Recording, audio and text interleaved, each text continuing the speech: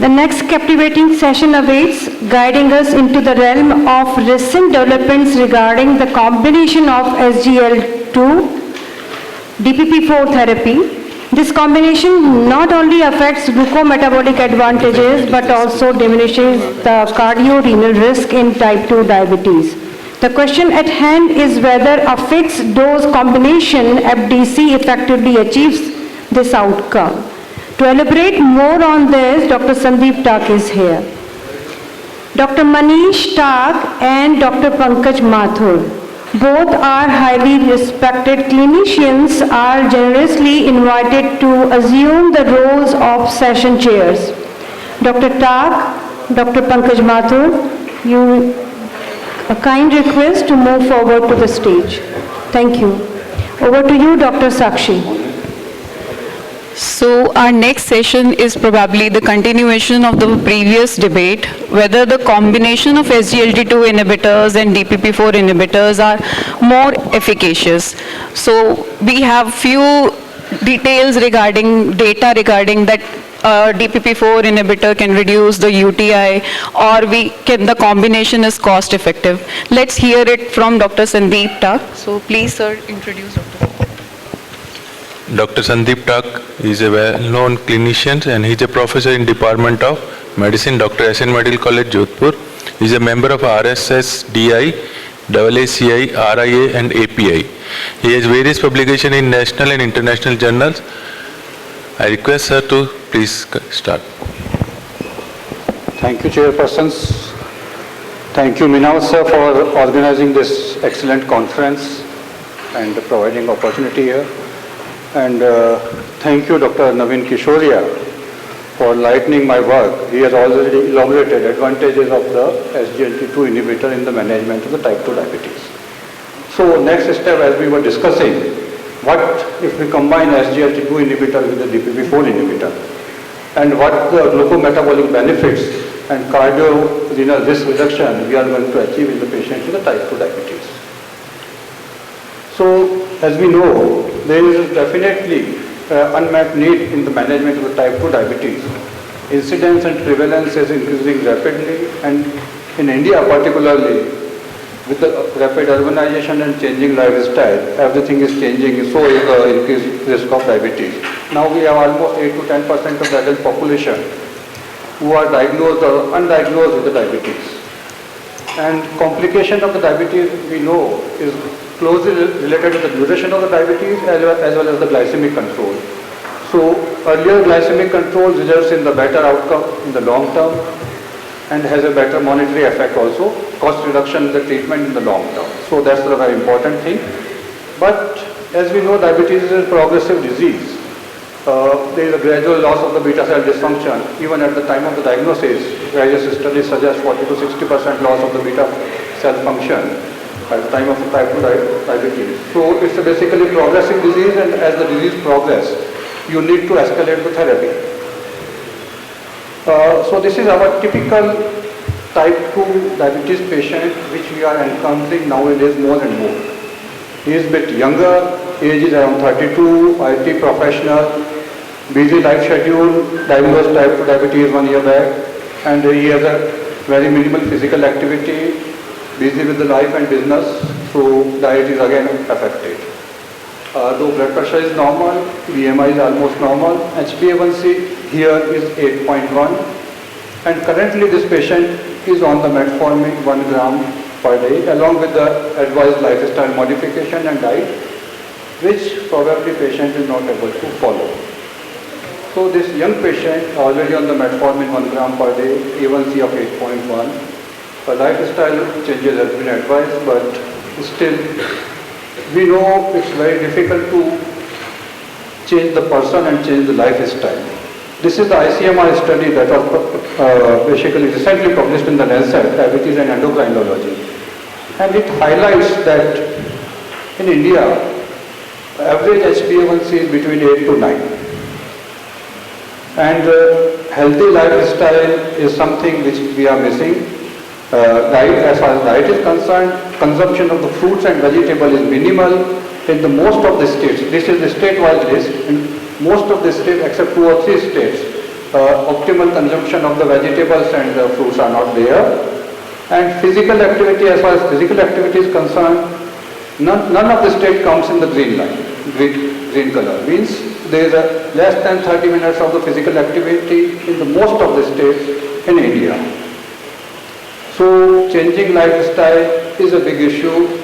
It needs a lot of motivation on the patient's part and lot of teaching on our part.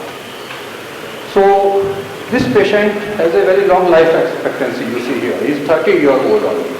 He has another 50 to 60 years in front of him with the diabetes.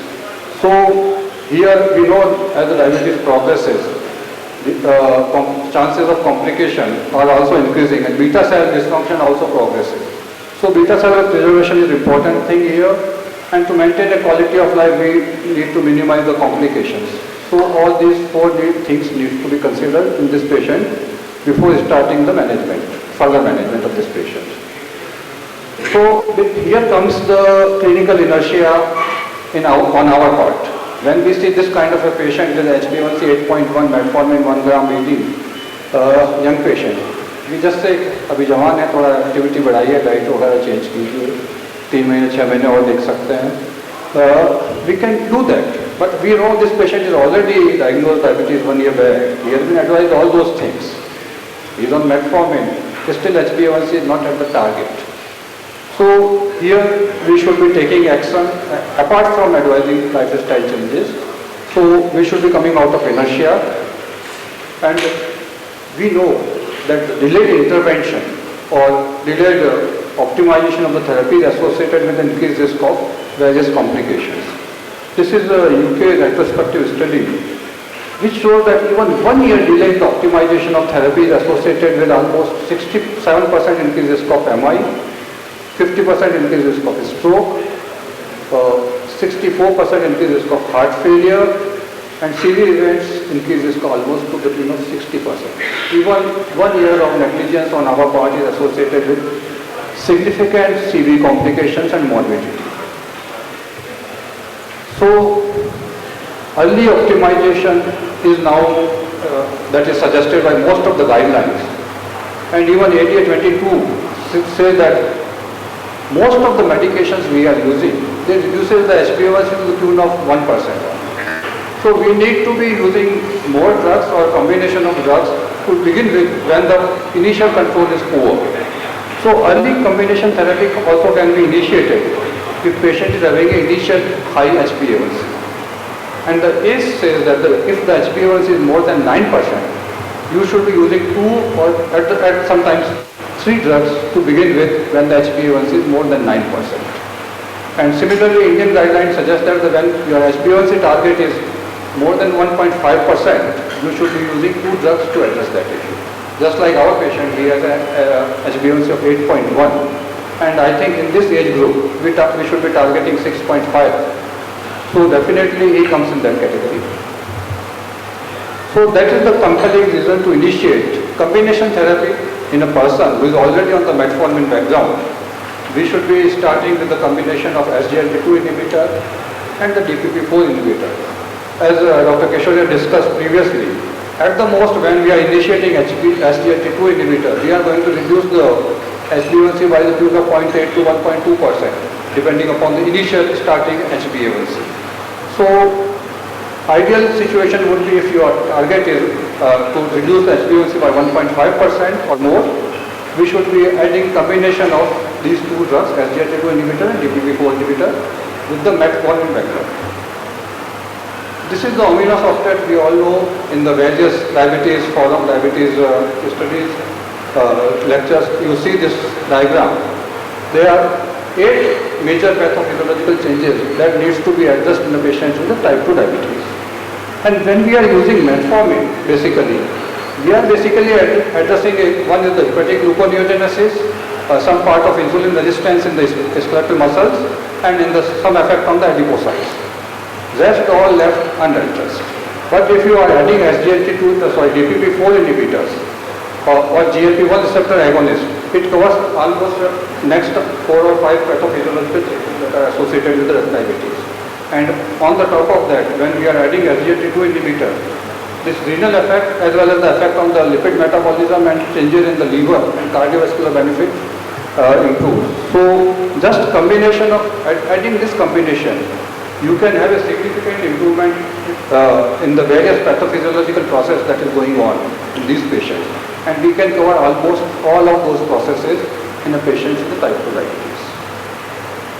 So as we know, typically what we used to do is when the patient is on the metformin, it's a good drug, powerful drug, has early efficacy, and there is no risk of hypoglycemia per se, but there are no significant CV benefits, weight and BP reduction is neutral.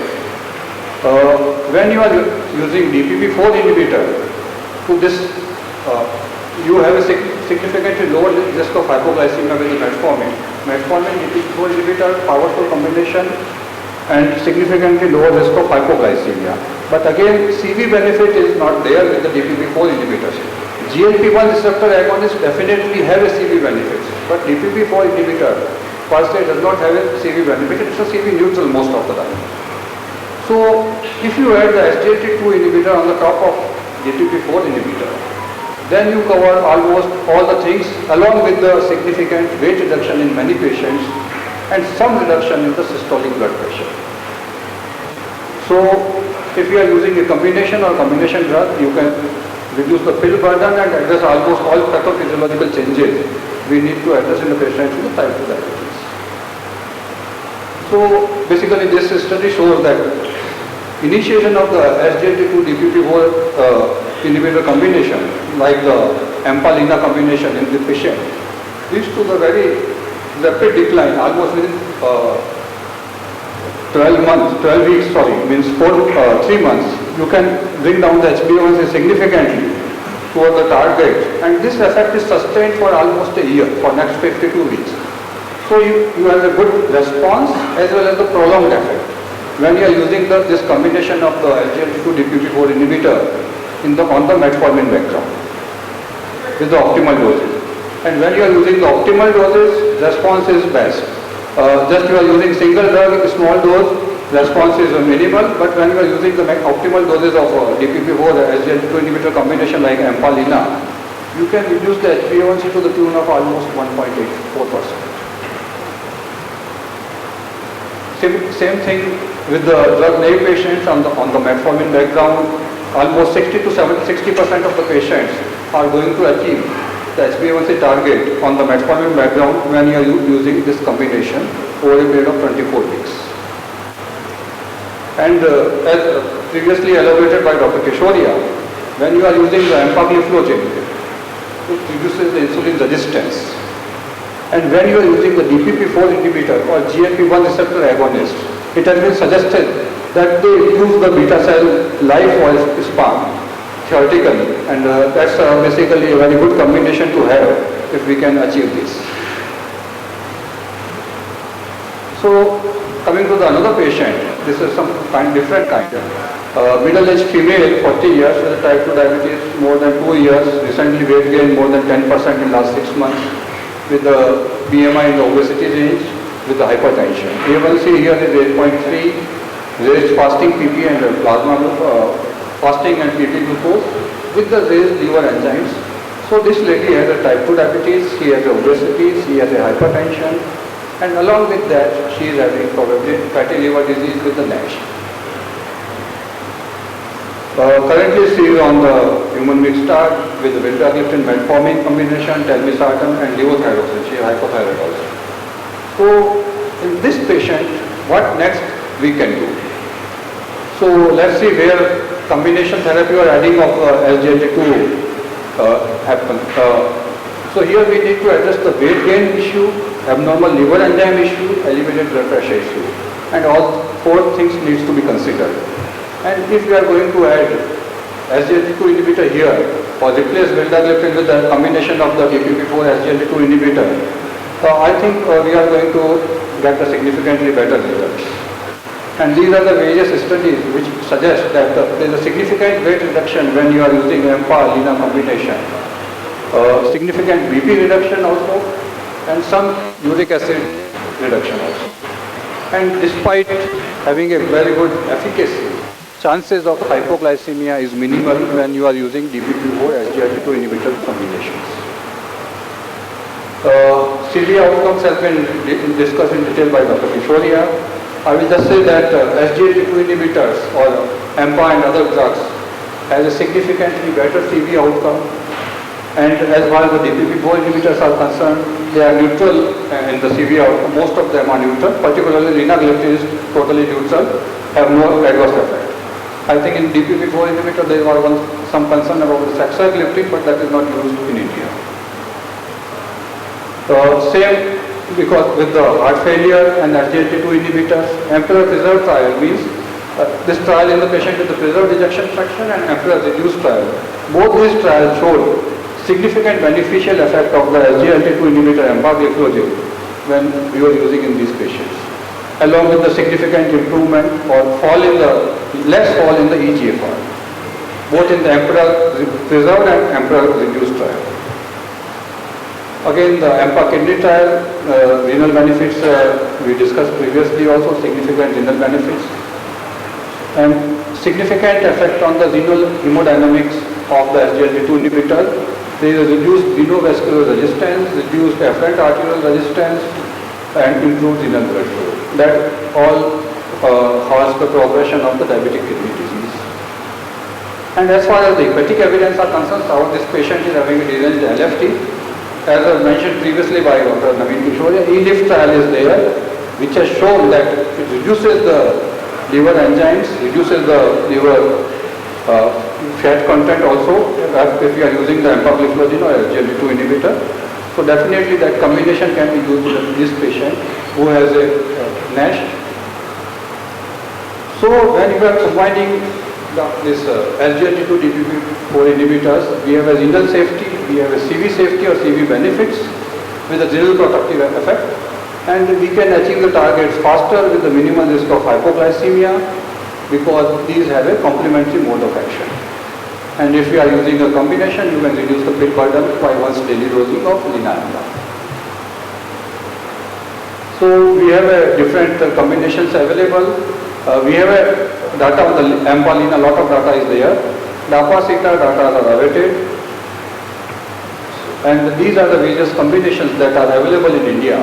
We have AMPA-LINA combination, we have a DAPA-VILDA combination, we have a DAPA-CETA combination, and now I think DAPA-LINA combination is also coming.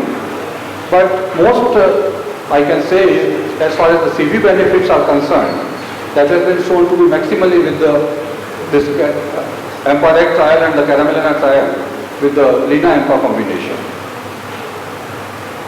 When not to use SGLT2 DPP-4 inhibitor, patient who is on the dialysis with advanced CKD, definitely it is contraindicated.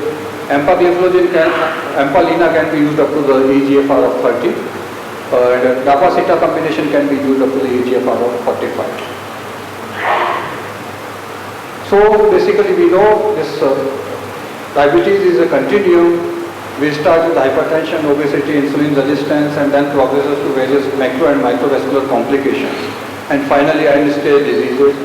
And if we are adding this combination of DPP-4 and SGLT2 inhibitor, we can reduce the significant morbidity by controlling early glycemic control with the MACE benefits, reduction in the heart failure risk, renal benefits, and overall in the long term, reduced risk of CV death and other complications. Thank you. I think I am well in time, so we can have a question also.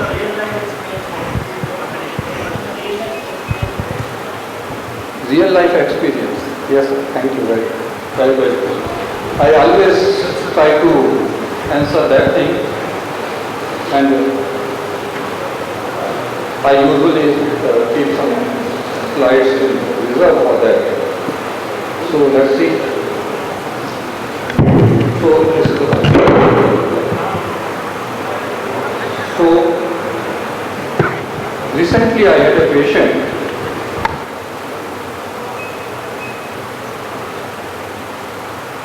This is a 55-year-old male with 20 years of diabetes with hypertension. He came with a report of creatinine 1.65. And he was on Lentus 30 units, Actrapid 30 units 3 times a day. Basal bolus regime in type 2 diabetes with the maximal dose of glimepiride 4 milligram and near maximal dose of metformin 1000 milligram weekly. He was also on antihypertension, intensive and Aston basically he said, doctor, I want basically your concern regarding diabetes. Don't disturb my medications of hypertension, and that is treated by cardiologist. Okay. We just repeated the investigations. His HbA1c was 9.2. Creatinine was 1.39, and this was the lipid profile, elevation of the triglyceride somewhat. So, very interesting thing here, and he was weighing almost 100. I have written it here. He was very good. So, very interesting thing here, almost 120 units of insulin he is taking daily with a significant obesity, with a maximal dose of sulfonylurea and near maximal dose of metformin. And these things are not really working. As we discussed in that slide of the ominous octet, when you are using standard therapy like this, when we used to use sulfonylurea, metformin, and it failed, insulin, that was the thing we used to do. But now I should say that should be the thing of past. We should be addressing all pathophysiological changes that are occurring in the patient with type 2 diabetes. All those pathophysiological changes are not addressed here. If we try to address them, let's see. So next step was, I advised ultrasound just to look for the original problem, glucose monitoring. Because he was on very high doses of insulin and that was not working. I just said the left side instead of basal bolus, twice a day insulin, that is Izorad. Initially I wrote some another this combination, but while I was writing the Izorad, I told him that this would be a bit expensive, and I think so he said expense is not an issue. So I just changed that another anti-diabetic to this Lina-Impa combination, and I continued glimepiride metformin. Here almost I am prescribing 75 units of insulin instead of 120 units of insulin. And once you address other issues in this patient, after 10 days what happened? I said continue BP medicine, continue or ASP. He came, his fasting was 70. I was surprised. I get surprised sometimes, once a year or something like this thing happens. So I was surprised. That's why I took that picture first. This is the second. On the second visit, I took this picture of this prescription. I reduced the dose of Izorad somewhat, 38, 32. Continued Glycembi. I even continued metformin, glimepiride. Someone would ask question, he is having a renal dysfunction, he is already on the metformin 1 gram weekly. Why you are not reducing the metformin? Guidelines suggest that if you person is having it, already on the metformin, with the eGFR of more than 30, you can continue. Don't initiate it if eGFR is less than 45.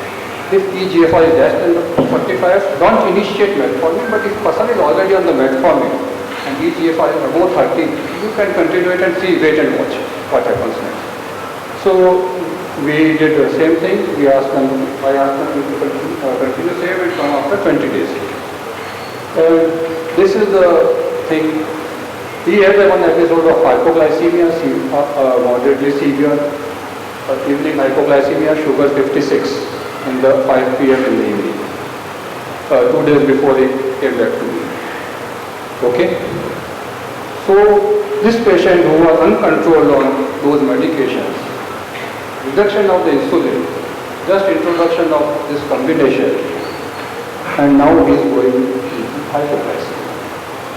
This time I decided I will continue same doses of insulin, and I will try to reduce other things which are not helping really much. So now I am planning to reduce the glimepiride, reduce it to 3 milligram, and probably if it comes later on, maybe I don't know what happens, but let's see. So this is my real life experience of combination of SGLT2 DPP4 inhibitor. Any questions?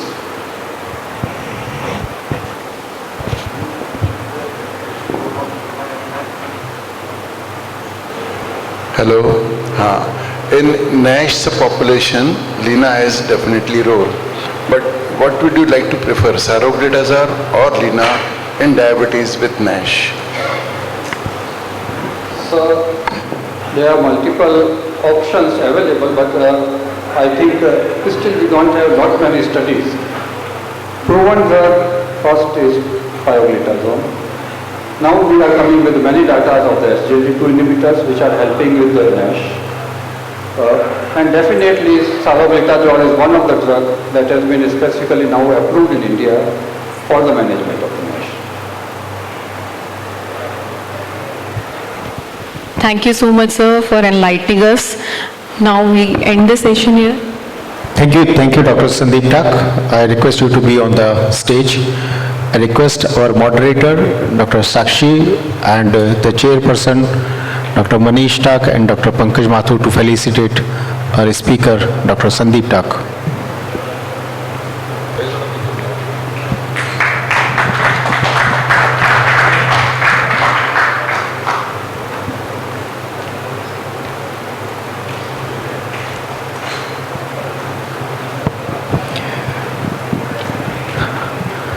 I request Dr. Sandeep Tak to please felicitate our moderator, Dr. Sakshi, and our chairperson, Dr. Manish Tak and Dr. Pankaj Mathur too.